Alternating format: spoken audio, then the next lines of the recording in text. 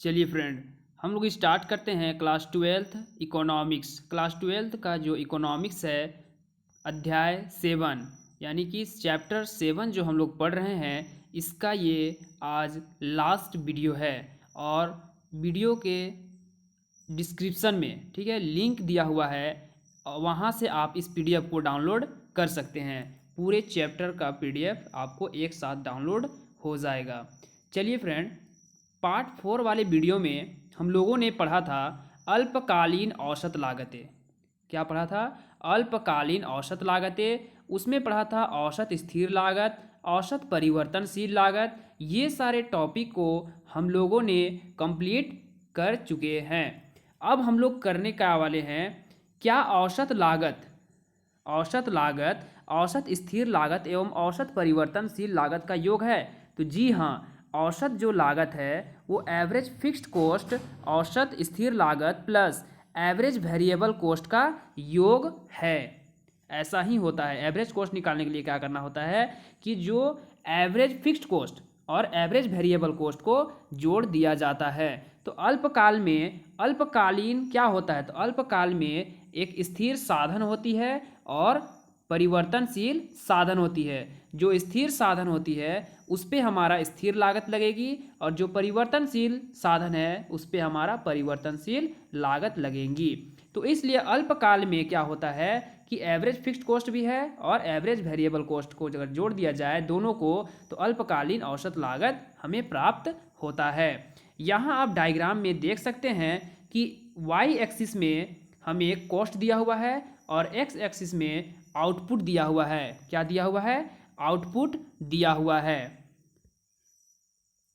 और हम लोगों ने इससे पिछले वाले वीडियो में पढ़ा था कि एसी वक्र कैसा होता है। तो एवरेज जो कर्व होता है वो आरंभ में क्या होता है, गिरता हुआ होता है, फिर मिनिमम पॉइंट पे आकर वो बढ़ने लगता है और ये यू आकृति का होता है। एसी कर्व कैसा होता है? यू आकृति का होता है। और एवरेज वेरिएबल कॉस्ट, ठीक है, एवरेज वेरिएबल कॉस्ट कैसा होता है, इसकी आकृति कैसी होती है? तो ये भी लगभग यू आकृति के जैसा ही होता है। एवरेज वेरिएबल कॉस्ट भी लगभग यू आकृति के जैसा होता है, लेकिन ये इस तरह से होता है। यानी यहाँ का गैप जो है ज़्यादा है, फिर यहाँ का गैप थोड़ा कम है, फिर यहाँ का गैप थोड़ा कम है। इस तरह से ये कम होता जाता है, यानी एसी के गैप में थोड़ी कमी आती जाती है उत्पादन की आउटपुट बढ़ने से। ठीक है, ये Q1 पहला उत्पादन की मात्रा, Q2 उत्पादन की मात्रा और Q3 उत्पादन की मात्रा के साथ साथ कम होता जाता है। और एवरेज फिक्स्ड कॉस्ट क्या होता है? तो एवरेज फिक्स्ड कॉस्ट होता है वो ऊपर से नीचे की ओर गिरता हुआ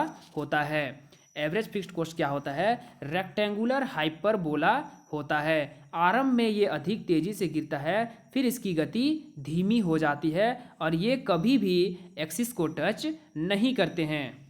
यहाँ हम लोगों को दिया हुआ है कि एवरेज फिक्स्ड कॉस्ट और एवरेज वेरिएबल कॉस्ट को जोड़ करके हमारा एसी यानी कि एवरेज कॉस्ट आया हुआ है। अब हम लोग को निकालना है कि उत्पादन स्तर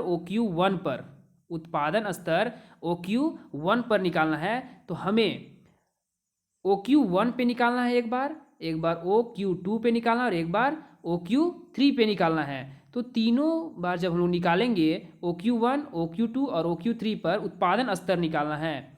तो सभी के लिए हम लोगों को एवरेज वेरिएबल कॉस्ट और एवरेज फिक्स्ड कॉस्ट निकालना होता है, फिर एवरेज कॉस्ट के साथ जोड़ दिया जाता है, मतलब इन दोनों को जोड़ दिया जाता है तो हमारा एवरेज कॉस्ट आता है। चलिए हम लोग देखते हैं कि उत्पादन स्तर OQ1 पर। तो उत्पादन स्तर OQ1 पर अगर बात करते हैं तो सबसे पहले हम लोगों को निकालना होगा एवरेज वेरिएबल कॉस्ट। तो एवरेज वेरिएबल कॉस्ट क्या है? ये वाला जो आप देख रहे हैं, ये वाला जो लाइन आ रहा है, ये हमारा एवरेज वेरिएबल कॉस्ट है। तो एवरेज वेरिएबल कॉस्ट पे, एक minute friend, average variable cost, तो एवरेज वेरिएबल कॉस्ट पे हम लोगों का क्या दिखा रहा है कि T से Q1 ये वाला, ठीक है, ये एवरेज फिक्स्ड कॉस्ट है। ठीक है फ्रेंड, ये वाला हमारा एवरेज फिक्स्ड कॉस्ट है। तो मान लेते हैं कि एवरेज फिक्स्ड कॉस्ट हमारा क्या है? तो एवरेज फिक्स्ड कॉस्ट हमारा K से, ठीक है, यहाँ देखिए बिंदु लगाया हुआ है, K से लेकर Q1 तक हमारा क्या है, नीचे आना है। तो क्या हो जाएगा, K से Q1 क्या है हमारा एवरेज फिक्स्ड कॉस्ट है। और एवरेज वेरिएबल कॉस्ट यहाँ से ये नीचे से ऊपर जा रहा है, तो ये T से Q1 तक आएगा। कहाँ से आएगा? T से Q1 तक आएगा। ठीक है, और यहाँ टी से Q1 और एस के की दूरी भी क्या है, बराबर, यानी T1 जो है वो एस के बराबर है, यानी कि उसकी दूरी जो है वो बराबर है। तो हम लोगों को एवरेज फिक्स्ड कॉस्ट निकल गया और एवरेज वेरिएबल कॉस्ट भी निकल गया है। अब इन दोनों को जोड़ेंगे तो यहाँ से यहाँ की दूरी को और यहाँ से यहाँ की दूरी को जोड़ेंगे तो ये पूरा लाइन आ जाएगा, यानी कि average cost is equal to होता है average fixed cost plus average variable cost. अब इसका मान को पुट कर देना है तो एवरेज फिक्स्ड कॉस्ट हमारा क्या आया है KQ1 और एवरेज वेरिएबल कॉस्ट क्या आया है तो TQ1 और KQ1 को और SK को, ठीक है, T1Q और TQ1 किसके बराबर, SK के बराबर है, ठीक है। तो ये इसका पूरा ऐड हो जाएगा।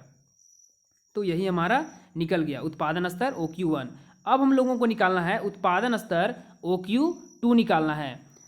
तो यहाँ हम लोगों का एवरेज वेरिएबल कॉस्ट क्या है, तो एवरेज वेरिएबल कॉस्ट निकालने के लिए यहाँ से यहाँ आ जाएगा, ठीक है, यानी कि T1 से, ठीक है, T1Q2 क्या आ जाएगा, T1Q2।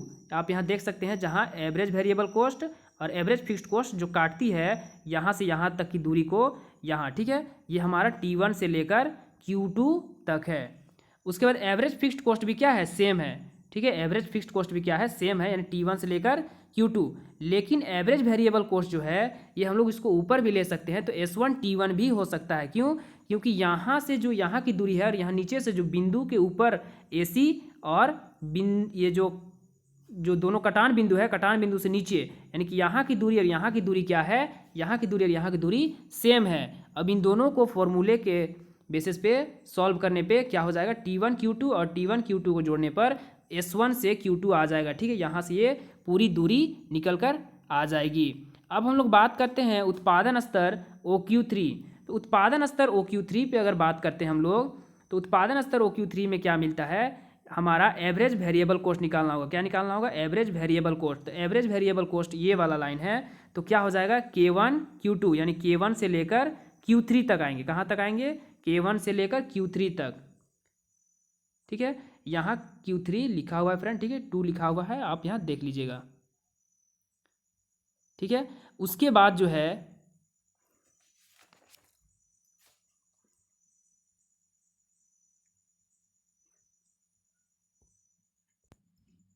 तो यहाँ आप लोगों को समझ में आ रहा होगा। यहाँ देखिए, यहाँ जो T से लेकर Q3 तक, T से यानी T2 से Q3 तक की दूरी और S2 से K1 तक की दूरी, ये दोनों बराबर है, यानी ये वाला और ये वाला लाइन बराबर है, ठीक है। तो इसी तरह से हम लोगों का एवरेज वेरिएबल कॉस्ट जो निकला वो निकला K1, ठीक है, K1Q3, क्या निकलेगा, K1Q3, यहाँ Q3 निकल गया, यहाँ 3 है, ठीक है। उसके बाद हमारा एवरेज फिक्स्ड कॉस्ट कहाँ से निकलेगा, तो T2 से लेकर Q3 तक, T2Q3, जिसको हम लोग कह सकते हैं कि ये जो S2 और K1 है उसकी दूरी भी बराबर है। अब जोड़ने पे हमारा टोटल लाइन आ जाता है S2Q3 आता है। इस प्रकार तीनों लागत दशाओं में उत्पादन लागत AFC तथा ABC का योग होती है। मुझे उम्मीद है कि ये टॉपिक आपको पूरा क्लियर हो गया है। आप इसे रिवाइज कीजिए, आप इसे लिख लिख कर एक बार रिवाइज कीजिए, तभी आपको ये पूरी तरह से क्लियर हो पाएगी, ठीक है फ्रेंड। चलिए हम लोग अगला टॉपिक जो है हमारा सीमांत लागत, मार्जिनल कॉस्ट। सीमांत लागत क्या है, तो सीमांत का अभिप्राय एक अतिरिक्त यानी कि एक एडिशनल, जैसे मान लेते हैं हम लोग एक पेन का उत्पादन कर रहे हैं, क्या कर रहे हैं, एक पेन का उत्पादन कर रहे हैं और इसकी लागत जो आ रही है हमारी 20 रुपये आ रही है। अगर एक एडिशनल, एक अतिरिक्त, ठीक है, एक और उत्पादन किए तो 2 पेन के उत्पादन से हमारा लागत जो आ रहा है 30 रुपये आ रहा है, ठीक है, और एक अतिरिक्त का उत्पादन करेंगे यानी 3 पेन का उत्पादन करने पे 40 रुपये आ रहा है लागत। इसी को कहा जाता है कि एक अतिरिक्त इकाई के उत्पादन, एक सीमांत का अभिप्राय है कि एक अतिरिक्त इकाई का उत्पादन करने से कुल लागत में जितनी वृद्धि होती है, कुल लागत, तो एक पेन को उत्पादन करने में टोटल कॉस्ट हमारा कितना आ रहा है, 20 रुपये आ रहा है, 2 पेन को उत्पादन करने में 30 रुपये हो रहे हैं, तो अब हमारा कुल लागत कितना हो गया, 30 रुपये हो गया, ठीक है। तो जितनी वृद्धि होती है उसे उस इकाई विशेष की सीमांत लागत कहा जाता है, या एक अतिरिक्त इकाई के उत्पादन से या एक कम इकाई के उत्पादन से। जैसे हम लोग 3 पेन का उत्पादन करते थे तो हमारा 30 रुपये का कुल लागत होती थी। अगर एक कम का उत्पादन करें, ठीक है, अगले बार क्या करें, एक कम उत्पादन करें, 2 ही पेन का उत्पादन करें, तो हमारी कुल लागत कितनी होगी, 20 रुपये होगी। तो एक अतिरिक्त या एक कम इकाई के उत्पादन करने से कुल लागत में जितनी वृद्धि या कमी होती है उसे उस इकाई की सीमांत लागत कहा जाता है।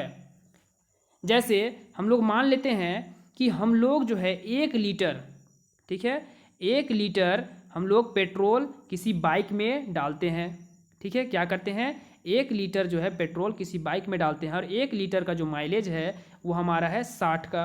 अब 60 किलोमीटर जो है हम लोग क्या करते हैं, दूरी तय करते हैं। दूरी तय करने के बाद ये हमारा लिमिटेशन है, हमारा खर्चा सेम था। उसके बाद जब हम लोग और सोचेंगे कि नहीं हमें और अतिरिक्त क्या करना है, दूरी तय करना है, क्या करना है, और ज़्यादा दूरी तय करना है, तो इसके लिए क्या करना पड़ेगा, हमें और भी कॉस्ट लगानी पड़ेगी, हमारी खर्चा क्या हो जाएगी, यानी हमारी लागत बढ़ेगी, यानी हम लोगों को और भी पेट्रोल डालना होगा। तो क्या कह रहा है कि एक अतिरिक्त इकाई और भी हम लोग अतिरिक्त एडिशनल जो खर्चा किए उसी को कहा जाता है सीमांत लागत। जैसे हम लोग यहाँ कह सकते हैं कि यदि हमें nवीं इकाई की सीमांत लागत निकालनी, किसकी निकालनी है, nवीं इकाई की सीमांत लागत निकालनी है, तब हमें n इकाइयों की कुल लागत में से, जो n इकाइयों की कुल लागत में से n-1 वीं इकाई की कुल लागत घटानी पड़ेगी। जैसे मान लेते हैं कि हमारी लागत जो है थी पहले में 10 थी, फिर 20 आई, फिर 30 आई, तो हमारा सीमांत लागत निकालने के लिए क्या करेंगे कि इसको हम लोग n मानेंगे और इसी n में से ऊपर वाले को माइनस करेंगे, ठीक है, ऊपर जो है तो यहाँ से माइनस करेंगे तो यहाँ 0 है, और यहाँ 20 में 10 माइनस करेंगे तो 10 होगा, और 30 में 20 माइनस करेंगे तो 2 भी 10 होगा। तो यही हमारा क्या होगा, ये अतिरिक्त इकाई को क्या कहा जाता है, अतिरिक्त इकाई, जो अतिरिक्त लागत लगी इसी को कहा जाता है सीमांत लागत। तो मार्जिनल कॉस्ट निकालने के लिए क्या करते हैं कि मार्जिनल कॉस्ट जो nवीं इकाई है उसको टोटल कॉस्ट जितनी लागत आई, जैसे 10 रुपये पूरा लागत था, 20 रुपये पूरी लागत थी, इसको अब ये n है तो इसको n-1 कर देना, यानी कि ऊपर से माइनस कर देना है, तो हमारा मार्जिनल कॉस्ट निकल कर आ जाता है। ये क्या क्या है यहाँ लिखा हुआ है, आप इसे पढ़ लीजिएगा। ये एक उदाहरण दिया हुआ है कि यदि 100 इकाइयों के उत्पादन करने से 1020 रुपये आती है और 99 इकाइयों के उत्पादन करने से कितना आता है, 990 रुपये आती है, ठीक है। तो 99 इकाई के उत्पादन करने से 990 रुपये लगती है, और 100 यानी कि एक अतिरिक्त इकाई के उत्पादन से 1020 रुपये लगती है। तो हमारा सीमांत लागत कितना हो जाएगा, तो नीचे से ऊपर को माइनस कर देंगे तो 30 रुपये आएगी, ठीक है। तो हमारी अतिरिक्त इकाई कितनी हो गई, 30 रुपये हो गई। उसी प्रकार यहाँ दूसरा इसका जो फॉर्मूला है, हम लोग कह सकते हैं कि मार्जिनल कॉस्ट निकालने के लिए टोटल कॉस्ट में कितना चेंज आया, टोटल कॉस्ट में कितना चेंज आया और कितना क्वांटिटी को बढ़ाया गया। जैसे एक पेन का उत्पादन करते थे तो 20 रुपये लगती थी, 2 पेन का उत्पादन करने पे 30 रुपये लगती थी, और 3 पेन का उत्पादन करने पे 40 रुपये लगती थी। तो वो क्या करें, टोटल कॉस्ट में चेंज, तो टोटल कॉस्ट में कितना चेंज आया, 10 रुपये का परिवर्तन हुआ, यहाँ भी 10 रुपये का परिवर्तन हुआ, क्वांटिटी में 1 का परिवर्तन हुआ। तो 10 को अगर 1 से भाग दे दे तो हमारा 10 आ जाएगा मार्जिनल कॉस्ट। इस तरह से भी हम लोग इसको सॉल्व कर सकते हैं। अगला जो हमारा टॉपिक है फ्रेंड, ये है हमारा टॉपिक, नहीं मान लेते हैं कि इसको हम लोग ये एग्जाम में आपका पूछा नहीं जाएगा, बट हम लोग कुछ सीखने के लिए इसे पढ़ लेते हैं। सीमांत लागत केवल परिवर्तनशील लागतों पर निर्भर करती है। कैसे नहीं लागत करेगा, परिवर्तनशील लागत पे, क्योंकि एक अतिरिक्त इकाई, जब हम लोग एक अतिरिक्त इकाई का उत्पादन करते हैं तो परिवर्तनशील हुआ, तो परिवर्तनशील साधन यानी साधन में परिवर्तन करने पर हमारी लागत भी क्या होगी, परिवर्तन होगी, तभी तो हम लोग मार्जिनल कॉस्ट निकालते हैं। तो मार्जिनल कॉस्ट तभी हमारा निकलता है। तो इस तरह से हम लोग कह सकते हैं कि सीमांत लागत केवल परिवर्तनशील लागतों पर निर्भर करती है, स्थिर लागतों पर निर्भर नहीं करती है। अगर मान लेते हैं किसी में लागत फिक्स्ड हो गया है, जैसे अगर हम लोगों को किसी को जॉब देना है और हम लोग उसे परमानेंटली जॉब दे दिए तो उसे हम लोग सैलरी देंगे 10,000 रुपये देंगे, चाहे हमारा उत्पादन हो या ना हो, तो वो हमारा स्थिर लागत है, तो उस पर ये निर्भर नहीं करता, ये परिवर्तनशील लागतों पर निर्भर करती है। इसका ये फॉर्मूला है मार्जिनल कॉस्ट का, और ये टोटल वेरिएबल कॉस्ट को क्या करना है, n से माइनस यानी डिफरेंस करना है, टोटल वेरिएबल कॉस्ट n-1, अर्थात हम लोग निकाल सकते हैं कि सम ऑफ मार्जिनल कॉस्ट, यानी कि मार्जिनल कॉस्ट को ऐड करते जाएंगे तो हमारा टोटल वेरिएबल कॉस्ट भी निकल कर आ जाएगा, या टोटल वेरिएबल कॉस्ट निकल कर आता है। और टोटल वेरिएबल कॉस्ट क्या होता है, ये मार्जिनल कॉस्ट का जो ये कर्व है उसके अंदर में आता है, यानी कि इसके जो बॉक्स है यानी ये जो एरिया है उसके अंदर में टोटल वेरिएबल कॉस्ट आता है। अब हम लोग पढ़ने वाले हैं औसत लागत एवं सीमांत लागत में संबंध। Relation between average cost and marginal cost, average cost और मार्जिनल। तो रिलेशन एसी तथा एमसी वक्रों के बीच संबंध दर्शाने वाले महत्वपूर्ण बिंदु। पहला बिंदु क्या है, दोनों की गणना उत्पादन की कुल लागत द्वारा की जाती है, टोटल कॉस्ट द्वारा किया जाता है। अगर हम लोग मार्जिनल कॉस्ट अभी पढ़े तो टोटल लागत एक पेन का उत्पादन करने में टोटल लागत कितनी आ रही है, 20 रुपये आ रही है। अगर 2 पेन का उत्पादन करें तो टोटल लागत कितना होगी, 40 हो गया। तो ये टोटल कॉस्ट को क्या किया जाता है, टोटल कॉस्ट द्वारा दोनों की जाती है। अगर हम लोगों को निकालना हो एसी यानी कि एवरेज कॉस्ट निकालना हो तो एवरेज कॉस्ट भी निकालने के लिए क्या करते हैं, सभी को जोड़ दिया जाता है, फिर क्वांटिटी से भाग दे दिया जाता है, तब जाके हमारा क्या होता है, एवरेज निकलता है। किसी का एवरेज निकालने के लिए क्या करना होता है, सभी को सम करना होता है, फिर उसे डिवाइड करना होता है, तब जाके हमारा एवरेज कॉस्ट निकल कर आता है।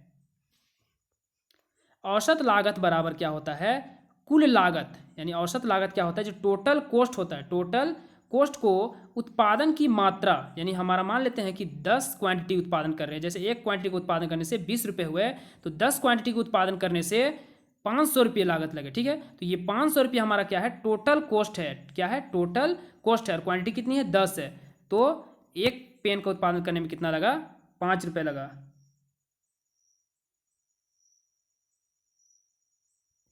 ये 500 है, ठीक है, तो 50 रुपये लगा, कितना लगा, 50 रुपये लगा। तो ये हमारा एवरेज निकल गया, ठीक है। सीमांत लागत क्या होता है कि कुल लागत में कितना परिवर्तन है, टोटल कॉस्ट में, जैसे 10 से 20 यानी 10 का परिवर्तन हुआ, और उत्पादन की मात्रा में कितना परिवर्तन हुआ, तो एक पेन का उत्पादन की मात्रा में परिवर्तन हुआ, तो 1, ठीक है। तो इस तरह से हम लोग सीमांत लागत भी निकाल सकते हैं। दूसरा हम लोगों का क्या कहता है कि आरंभ में जब एसी गिरता है, आरंभ में जब एसी गिरता, यहाँ आप चित्र में देख सकते हैं कि आरंभ में जब एसी गिरता है तब मार्जिनल कॉस्ट भी गिरता हुआ होता है, और जब एसी गिरता हुआ ही होता है तब मार्जिनल कॉस्ट थोड़ा ऊपर जाने लगता है, और जब ये मिनिमम पॉइंट पर आता है तब ये मार्जिनल कॉस्ट भी ये इस बिंदु को काटती है, और जब ये क्या होता है, एसी ऊपर चढ़ने लगता है तब एमसी एसी से अधिक तेजी से ऊपर चढ़ने लगता है।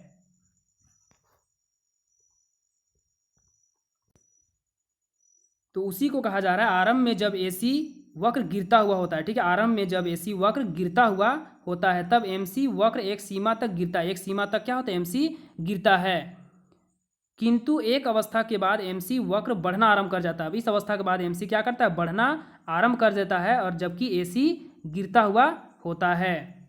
इस प्रकार घटती औसत लागत की दशा में एमसी सदैव औसत लागत से कम होती है। अब एमसी यहाँ देखेंगे कि ये गिरता हुआ ये बढ़ रहा है, फिर भी एमसी क्या है, अभी एवरेज कॉस्ट से कम ही है, ठीक है। तीसरा कंडीशन क्या होता है, जब एसी न्यूनतम होती है, जब ये गिरता हुआ न्यूनतम आ जाता है और एमसी वक्र एसी को नीचे से काटता है, एमसी क्या करता है, इसको नीचे से इस तरह से काटता है, अर्थात न्यूनतम औसत लागत सीमांत लागत के बराबर होते हैं। इस समय क्या होता है कि एमसी और एसी दोनों बराबर होते हैं।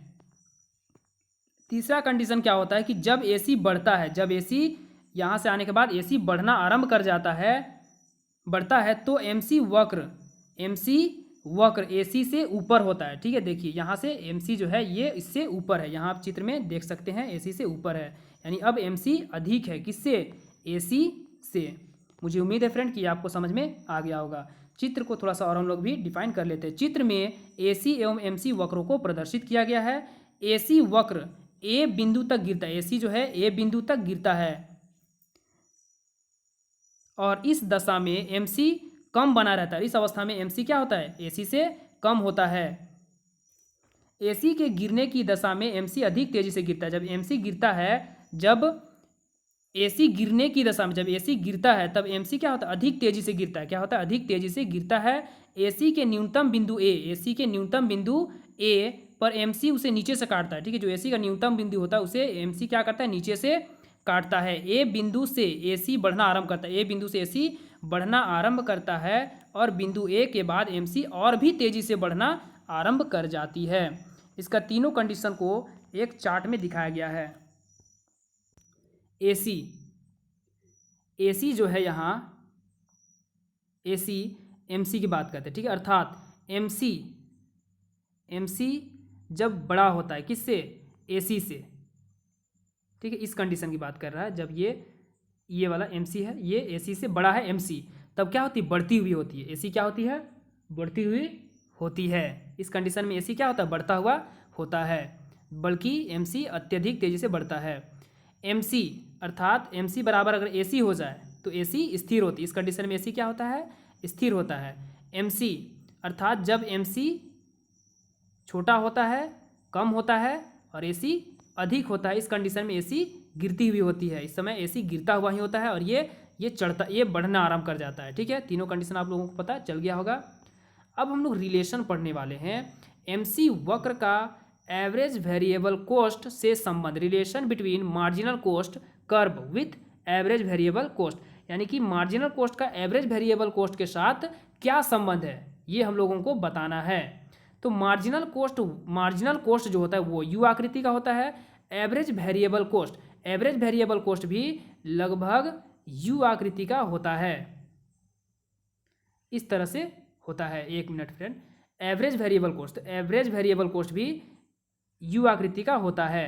तो मार्जिनल कॉस्ट वक्र का एबीसी के साथ भी वही संबंध होता है जो एसी के साथ होता है, यानी कि एमसी और एसी में जो संबंध होता है वही क्या होता है कि मार्जिनल कॉस्ट और एवरेज वेरिएबल कॉस्ट के साथ संबंध होता है। यानी कि इसके जगह हम लोग क्या करेंगे, एवरेज वेरिएबल कॉस्ट लगा देंगे, तो वही संबंध होगा जो हम लोगों ने इससे पिछले वाले टॉपिक में पढ़ा। दूसरे शब्दों में एमसी वक्र एबीसी वक्र को भी उसके न्यूनतम बिंदु के पर काटता है। ठीक है, जैसे हम चित्र में यहाँ देख सकते हैं, यहाँ आप देख सकते हैं कि ये हमारा एवरेज कॉस्ट है और एवरेज कॉस्ट और मार्जिनल कॉस्ट में हम लोग समझ पढ़ चुके हैं। अब उसी प्रकार से आप यहाँ देखिए, जैसे गिर रहा है वैसा ही ये भी गिर रहा है। ठीक है, ये न्यूनतम बिंदु पर आया तो ये भी न्यूनतम बिंदु पर आया, इसको मार्जिनल कॉस्ट नीचे से काटता हुआ जाता है। जब ये एबीसी बढ़ना आरंभ करता है तब एमसी भी बढ़ना आरंभ करता है, वही संबंध होता है, एक बिंदु पर काटता है। दीर्घकाल में उत्पादन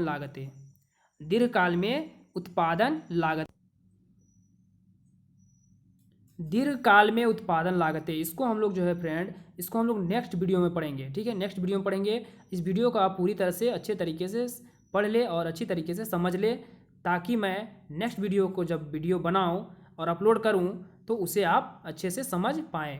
चलिए फ्रेंड, हम लोग इस वीडियो को यहीं समाप्त करते हैं और इस पीडीएफ को आप डिस्क्रिप्शन से डाउनलोड कर सकते हैं इसी वीडियो में, और इसके नेक्स्ट वीडियो में भी मैं वहाँ पीडीएफ आपको दे दूंगा, वहाँ से आप डाउनलोड कर सकते हैं। अगर आपके पास कोई अच्छी बुक हो तो आप बुक से भी पढ़ सकते हैं, आप पूरे क्लियर हो जाएगी। अगर आपको किसी क्वेश्चन में डाउट है, किसी पर्टिकुलर क्वेश्चन में अगर डाउट है तो उस क्वेश्चन को आप मुझे कमेंट में लिख करके बताएं। और आप जो है मेरे चैनल को जब सब्सक्राइब करते हैं फ्रेंड, ठीक है, तो मेरे चैनल को सब्सक्राइब करने का आपका उद्देश्य क्या है, आप मेरे चैनल को सब्सक्राइब क्यों किए, इससे भी आप बता सकते हैं कि मैं इकोनॉमिक्स के टॉपिक चैप्टर वाइज टॉपिक पढ़ाते हैं, इस वजह से मैंने आपके चैनल को सब्सक्राइब किया, या आप क्वेश्चन बनाते हैं, वो क्वेश्चन मुझे पसंद आती है, इस वजह से मैं आपके चैनल को सब्सक्राइब करता हूं। तो ये भी मुझे कमेंट करके आप ज़रूर बताइएगा, ताकि मुझे ये पता चलेगा कि आप मेरे चैनल को किस लिए सब्सक्राइब किए हैं, ताकि मैं उस वीडियो को, उस टॉपिक से वीडियो को और उस तरीके से मैं और भी ज़्यादा वीडियो प्रोवाइड करने का प्रयत्न करूँगा। ठीक है फ्रेंड, चलिए वीडियो को समाप्त करते हैं। Thank you friend.